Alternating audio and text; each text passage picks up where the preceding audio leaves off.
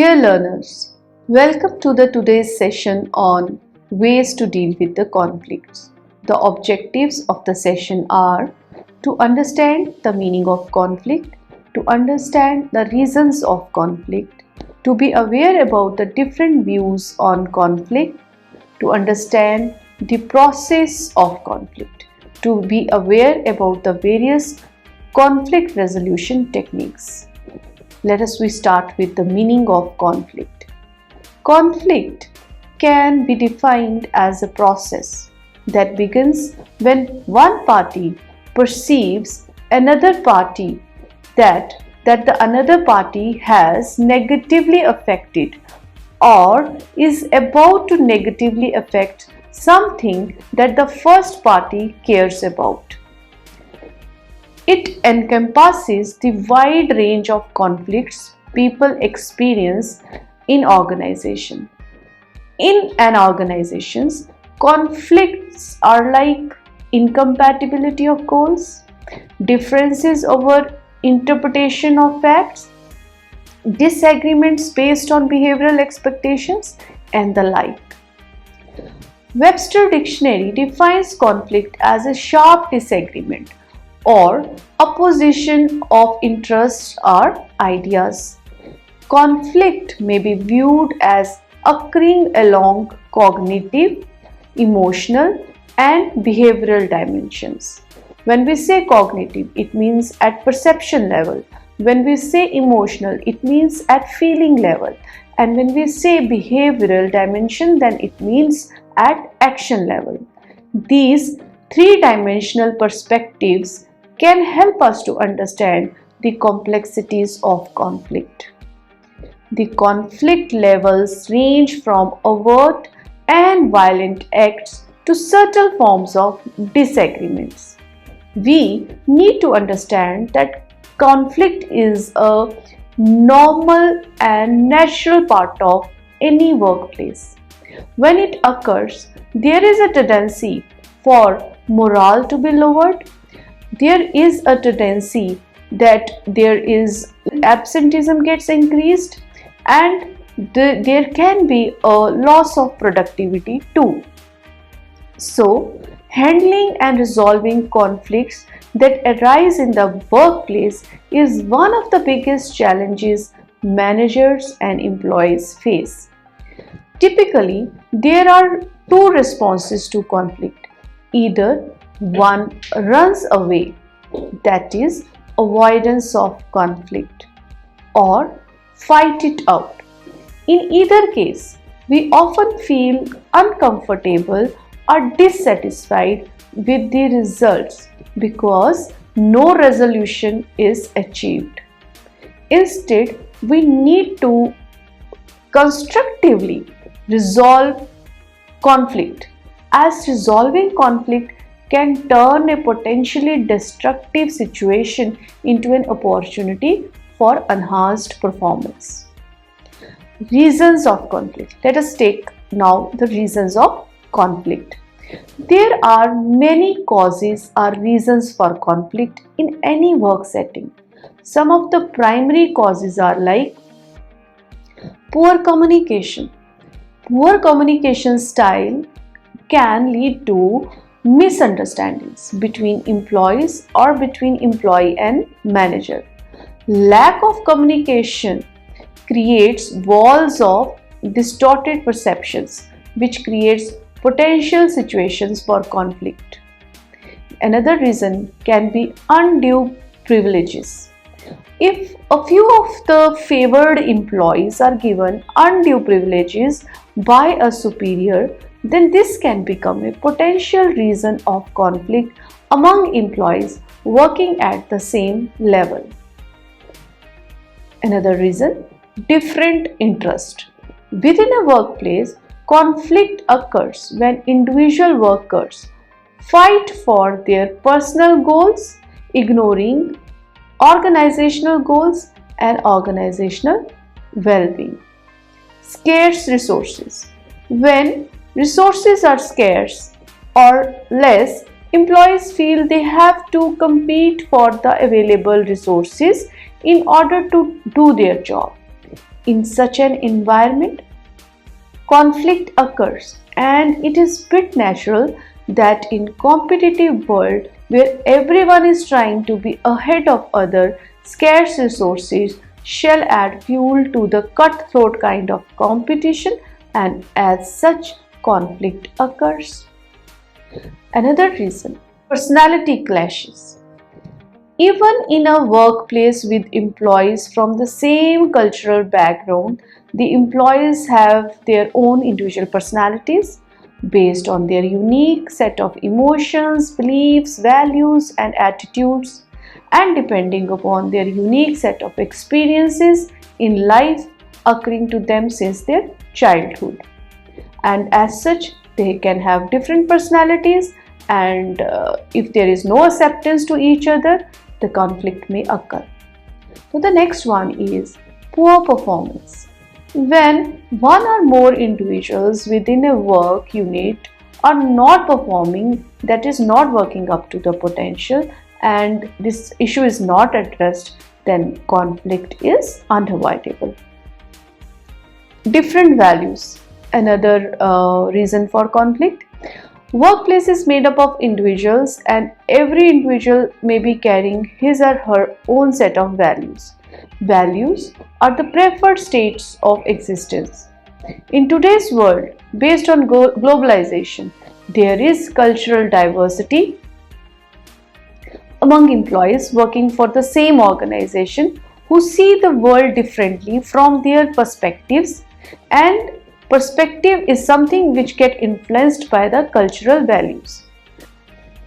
In such a situation, conflict may occur when there is lack of acceptance and understanding of the differences based upon our value structures. Now comes the various views on conflict.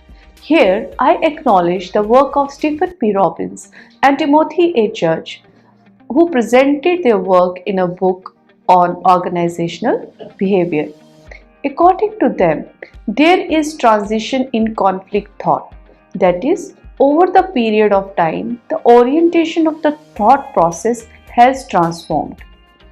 The different views on conflict are the traditional view of conflict, the interactionist view of conflict, and resolution focused view of conflict. Now, what is traditional view of conflict?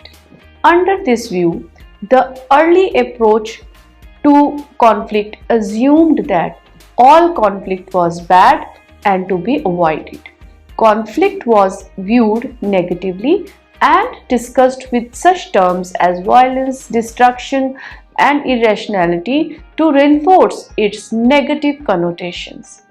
This traditional view of conflict was consistent with attitudes about group behavior that prevailed in the 1930s and 1940s.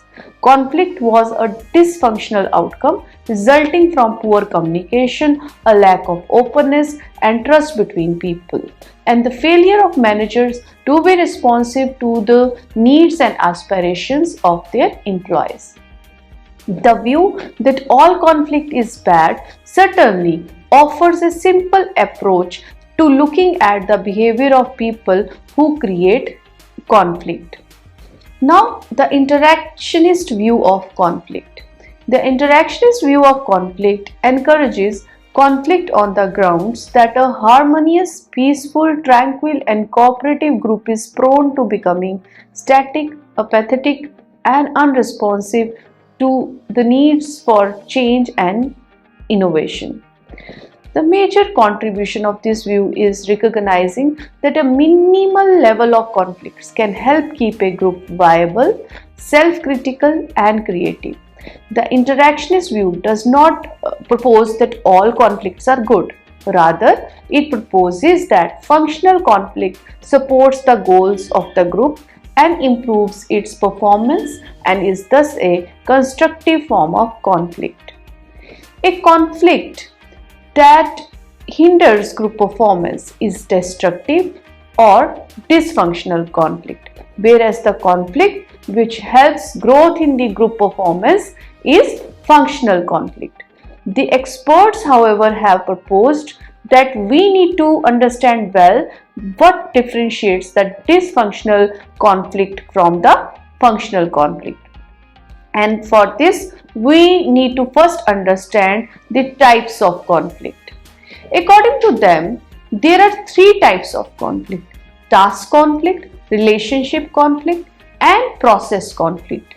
These types are based on whether these conflicts are connected to task, relationship, or process. The task conflicts relates to the content and goal of the work. Relationship conflict focuses on interpersonal relationships. Process conflict relates to how the work gets done. Among these three, studies demonstrate that relationship conflicts are almost always dysfunctional. This is because it appears that the friction and interpersonal hostilities inherent in relationship conflicts increase personality clashes and decrease mutual understanding, which hinders the completion of organizational tasks. Now comes resolution focused view of conflict. As per this view, workplace conflicts are not productive. They take time away from job tasks. This is because hurt feelings and anger often linger after conflicts appear to be over. People can seldom wall off their feelings into neat categories of task or relationship disagreement. So task conflict sometimes escalates into relationship conflicts. Studies have been conducted which show that when levels of relationship conflict are high, there is increase in task conflict, which are consistently related to lower level of team performance and team member satisfaction. We need to resolve conflict because conflict produces stress. What is stress? Stress is a combination of worries and fears which may lead people to become more close-minded and adversarial. Long-term studies show that all conflicts reduce trust, respect, and cohesion in groups, which reduce their long-term viability. Now, after going through the various views on conflict, let us move on to the conflict process. As per Stephen P. Robbins and Timothy H. Judge, there are 5 stages of conflict process. Now, I shall explain these steps one by one. The stage 1 is potential opposition or incompatibility. The first step in the conflict process is with respect to the appearance of conditions that creates opportunities for conflict to arise. These conditions need not lead directly to conflict, but one of them is necessary if conflict is to surface. These conditions can be looked at as causes or sources of conflict. These have been put into 3 general categories: communication, structure, and personal variables. Now the stage 2 is cognition and personalization. If the conditions as mentioned in the stage 1 negatively affect something one party cares about, then the potential for opposition or incompatibility becomes actualized in the second stage. For the probability of conflict to occur, one or more of the parties must be aware that antecedent conditions exist. There can be different levels of conflict like perceived conflict and field conflict. Perceived conflict is at the perception level only and is not yet personalized. In other words, for example, A may be aware that B and A are in a serious disagreement, but it may not make A tense or anxious, and it may have no effect whatsoever on A's affection towards B. However, at the felt conflict level, individuals become emotionally involved as they experience anxiety, tension, frustration, or hostility.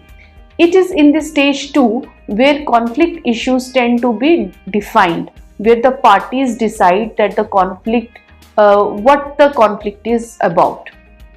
As per the experts on organizational behavior, Stephen P. Robbins and Timothy A. Judge, In this stage, emotions play a major role in shaping perceptions. Negative emotions allow us to oversimplify issues, lose trust, and put negative interpretations on the other party's behavior. In contrast, positive feelings increase our tendency to see potential relationships among the elements of a problem, to make a broader view of the situation, and to develop more innovative solutions. The third stage is intentions. This stage depicts that intentions intervene between people's perception and emotions and their overt behavior. Intentions are decisions to act in a given way. Intention has been given a distinct stage because in the process we have to infer the other's intent to know how to respond to his or her behavior. Many conflicts escalate simply because one party attributes a wrong intention to the other party. There is also typically a great deal of slippage between intentions and behaviors many times. So behavior does not always accurately reflect a person's intentions. So one needs to be very careful in creating a kind of judgment. Using two dimensions, namely cooperativeness and assertiveness, we can identify 5 conflict handling intentions.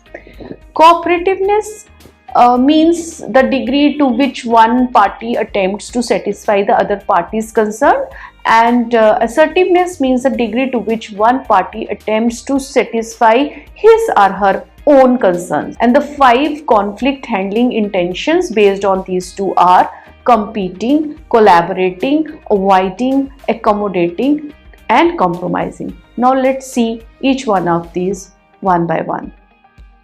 Competing. Competing means when one person seeks to satisfy his or her own interest regardless of the impact on the other parties to the conflict, then that person is competing. Collaborating. It means each party in conflict desires to fully satisfy the concerns of all parties. There is cooperation and a search for a mutual beneficial outcome. In collaborating, the parties intend to solve a problem by clarifying the differences. Now comes the next one, the avoiding. A person may recognize a conflict exists and want to withdraw from or suppress it. Examples of avoiding include trying to ignore a conflict and avoiding others with whom you disagree. The next one is accommodating. Accommodating means a party seeks to appease an opponent as he is willing to place the opponent interest above his or her own, that is, sacrificing to maintain the relationship. We refer to this intention as accommodating.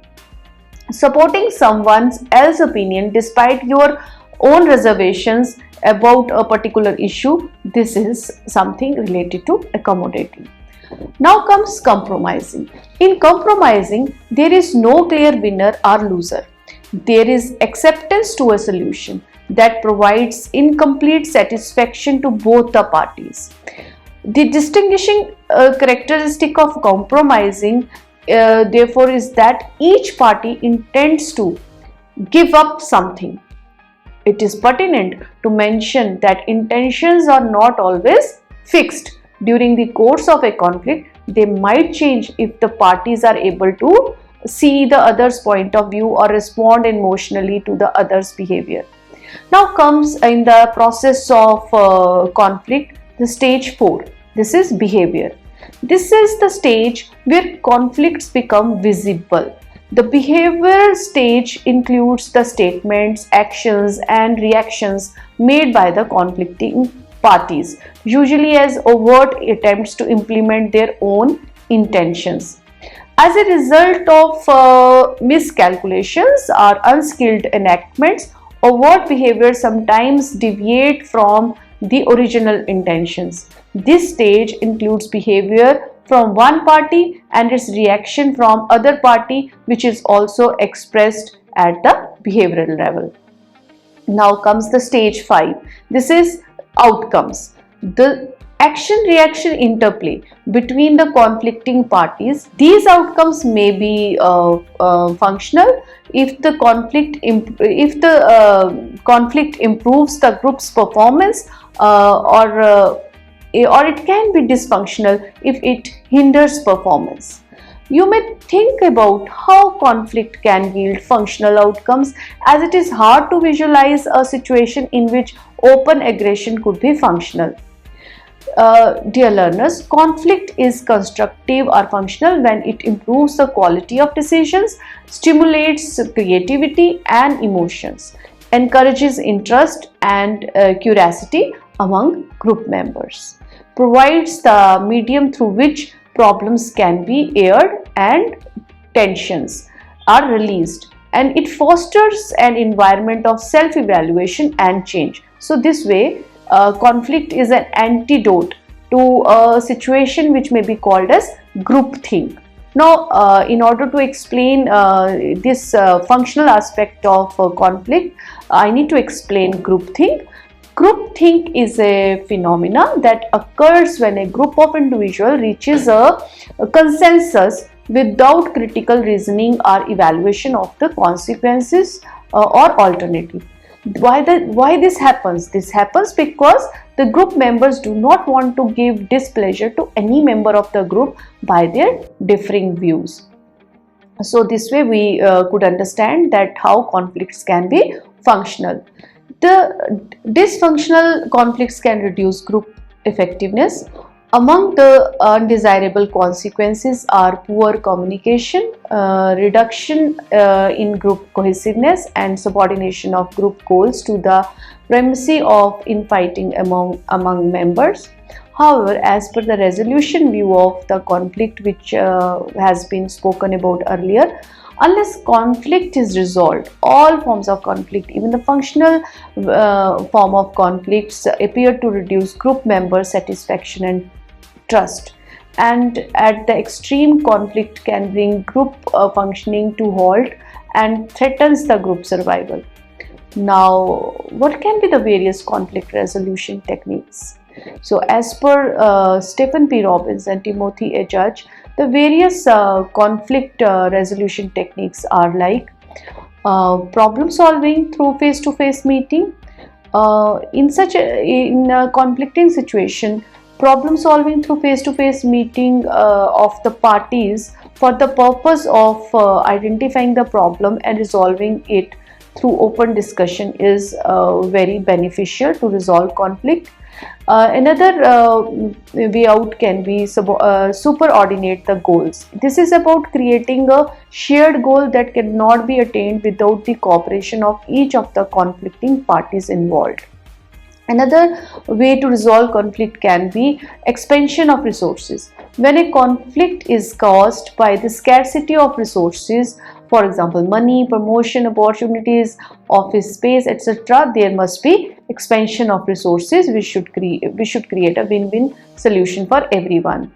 Another way out can be avoidance, that is withdrawal from or suppression of the conflict. Then there can be smoothing. What is smoothing? It's about playing down differences while emphasizing common interest between the conflicting parties. Then another way to resolve conflict can be compromise.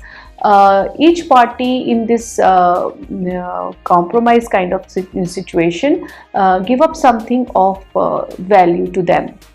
Authoritative command. Management uses its formal authority to resolve the conflict and then communicates its desire to the parties involved. Then they need to abide by whatever management decides. Altering the human variables. Using behavioral change techniques such as human relations training to alter attitudes and behavior that cause conflict can also be helpful in resolving conflict. Another way out to resolve conflicts can be altering the structural variables. and there is a kind of change in the formal organization structure and the kind of interaction patterns that exist between the conflicting parties. This restructuring can be through job redesign, transfers, creation of coordinating positions, and the like. These can also help to bring a change in the situation and to resolve conflicts.